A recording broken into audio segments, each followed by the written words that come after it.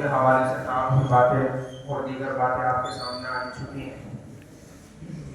ہم لوگوں کو سب سے پہلے اس ملک کی اہمیت اور اس ملک کے اندر جاری ہونے والے جمہوری قانون اور نظام کی اہمیت کو سمجھنا ضروری ہے۔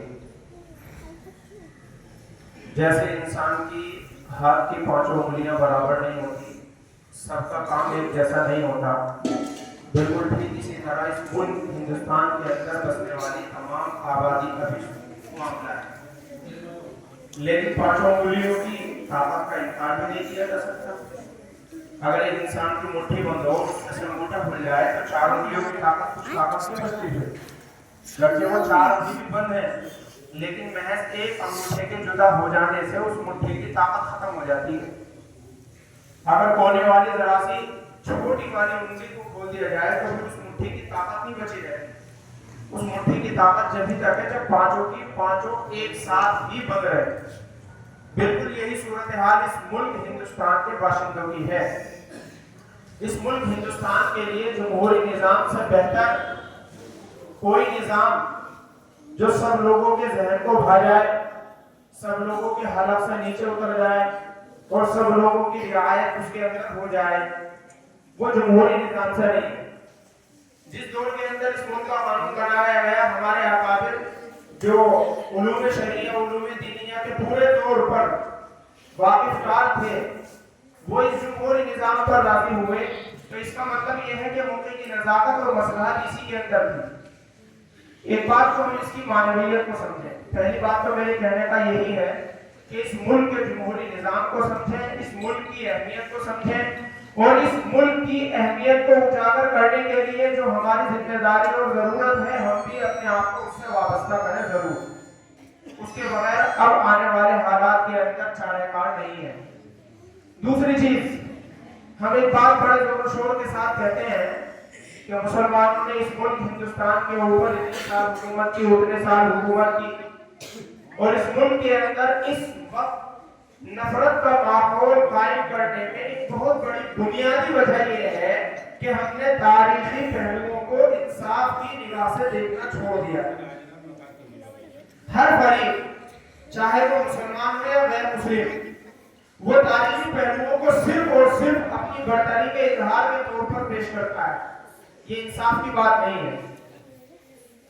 مسلمانوں نے اس ملک ہندوستان کے اوپر اتنے سال حکومت کی ہے تو وہ کوئی اسلامی مسئلہ نہیں ہے کہ اس کا ایسے دفاع کیا جائے کہ جس طرح سے اسلام کا دفاع کیا جاتا ہے۔ اس دور کے اندر ایسے بھی مسلم حکمراں اور ایسے بھی مسلم بادشاہ گزرے ہیں کہ جن کے سامنے صرف اور صرف پیش نظر گدی رہی ہے، سلطنت رہی ہے، تاج رہا ہے۔ ایک مومن روایت پسند نہیں ہوتا ہے۔ مومن کا اصل امتیاز انصاف ہے، درایت ہے۔ میں ایک حوالے کے طور پر آپ کے سامنے ایک جنگ پیش کر رہا ہوں تاکہ اس سے یہ اندازہ ہو۔ 1576 کے قریب میں راجستھان کا ایک علاقہ ہے ہلدی گھاٹی، وہاں پہ ایک جنگ ہوئی ہے۔ اس وقت ہندوستان کا بادشاہ مغلیہ سلطنت کا ایک بادشاہ اکبر تھا۔ اس نے اپنی طرف سے راجہ مان سنگھ کو کمانڈر بنا کر کے بھیجا۔ دوسری طرف راجستھان کا بہت بڑا مہاراجا اور برادران وطن کے یہاں بڑا چہیتا مہاراجا پرتاپ، وہ بذات خود شہید تھا۔ وہ تاج و تخت کا مالک بھی تھا اور فوج کا کمانڈر بھی تھا، لیکن ادھر مسلمانوں کی طرف سے فوج کا کمانڈر جنگ میں نہیں اترا، بلکہ اس کی فوج کا ایک چیف راجہ مان سنگھ اترا۔ اور یہ وہی راجہ مان سنگھ ہے جس کی تربیت میں رہ کر کے جنگی مہارت اکبر کے بیٹے شہزادے سلیم نے حاصل کی ہے۔ اور ادھر اس کی فوج کے اندر کمانڈر کے طور پر جن لوگوں کے نام پیش کیے جاتے ہیں ان میں ایک نام ہے کمانڈر خانسور، حکیم خانسور۔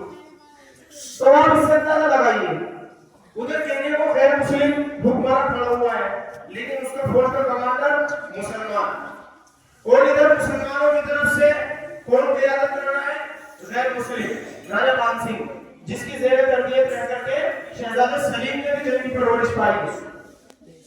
یہ کیا کہا جا سکتا ہے اس کو؟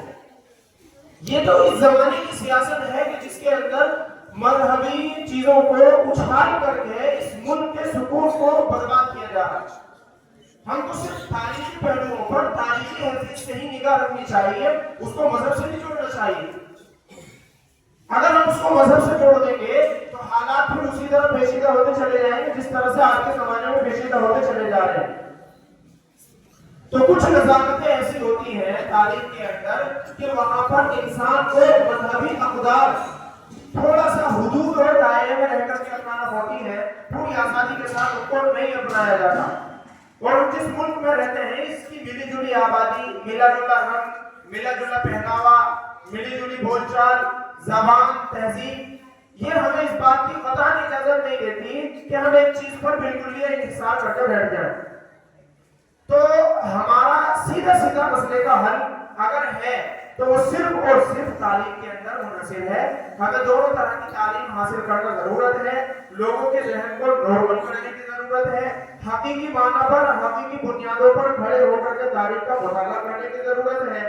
اور یہ جو مذہبی سیاسی روٹیاں سینکے جانے کا ماحول بنتا چلا جا رہا ہے اور ایک روایت پسندی کا مزاج بنتا چلا جا رہا ہے، ہمارے اکابر نے یوں کیا، ہمارے اکابر نے یوں کیا، اس کو بجائے پڑھنے کے اس سے سبق حاصل کر کے ہم بھی اپنے آپ کو قربانی پر اتارنے کی کوشش کریں تو مسئلے کا حل ہے۔